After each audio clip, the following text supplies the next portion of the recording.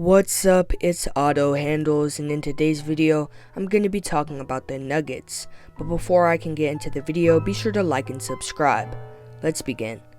The Nuggets aren't living up to what I expected during Jokic's peak, and that time is now as he's having his most dominant season ever. And I know the word dominant gets thrown around a lot, but in Jokic's case, it actually fits. He's everywhere, doing everything, and having a remarkable season, ranking second in the league in scoring with 31 points per game, also in assists with 10 assists per game, and also in rebounding with 13 rebounds per game. But while the numbers shine on paper, the reality has been much less impressive. After a rocky start, the Nuggets are 14-10, sitting 5th in the West. Still, this season has been far from smooth. Take their loss to the Wizards, for example, a game they should have won. The Washington Wizards, the league's worst team at 3-21, somehow pulled off a 122-113 win, spoiling Jokic's career high of 56 points. On top of that, Denver gave them their first win after a 16-game losing streak. So it's gotta be frustrating for Jokic to play at such an elite level only to lose to a team clearly tanking for Cooper Flag. If the Nuggets truly have championship aspirations, losing games like that is unacceptable. It's as if they forgot their rebuilding phase is long over, they have their star. This isn't time for excuses or slip-ups, it's time to contend. Funny thing is that Jokic actually ended up calling them out for it after the loss, which was pretty surprising for me. My country where I'm coming from, after this kind of stretch, you're gonna get a paycheck that is a little bit less than usual. So maybe that's what we need to do. Maybe a little motivation in that way. When the Nuggets front office hears frustration coming from their franchise centerpiece, it's no surprise that there are now rumors about them seeking additional help for Jokic. In the past, that role has belonged to Jamal Murray, a lifelong Nugget whose career has been disrupted by injuries. This offseason, the front office faced a critical decision: commit to Murray despite his injury history or move in another direction.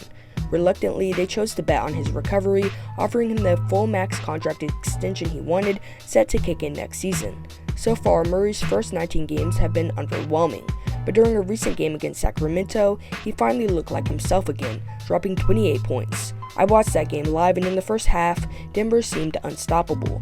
They were rolling, and it looked like a blowout win was inevitable. Nothing Domantas Sabonis, De'Aaron Fox, or DeMar DeRozan could do seemed to matter. But in typical Nuggets fashion, they squandered their lead, falling behind by double digits heading into the fourth quarter. It was shaping up to be another brutal collapse, rivaling their embarrassing loss to the Wizards. Then, against all odds, Jamal Murray stepped up when the team needed him most. And it started off with this tough jab step back three. After that, I knew it was only uphill from there. With the Nuggets down by 1, they gotta get a bucket, and Jamal Murray goes off the Jokic screen and pulls up with confidence and knocks it down. That shot sealed the game in Denver's favor, and plays like these are really going to help the Nuggets realize that Jamal Murray can still be the player he used to be. However, in a competitive Western Conference, I still believe that the Nuggets need more firepower.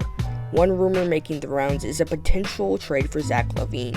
We've all heard the talk about LaVine being nearly untradeable due to his massive contract.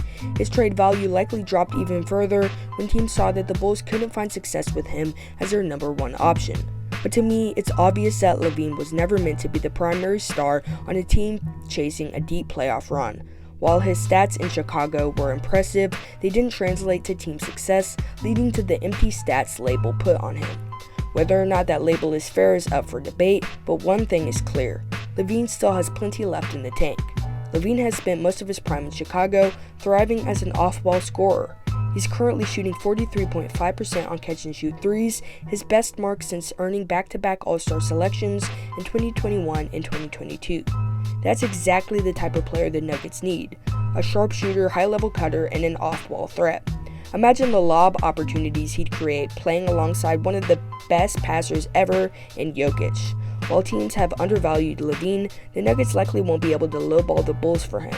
A trade will probably require giving up Michael Porter Jr. The question is whether Denver should wait longer before making such a bold move. On the flip side, the Nuggets' reluctance to shake up their roster for the sake of chemistry has already cost them. Their biggest flaw is a glaring lack of depth.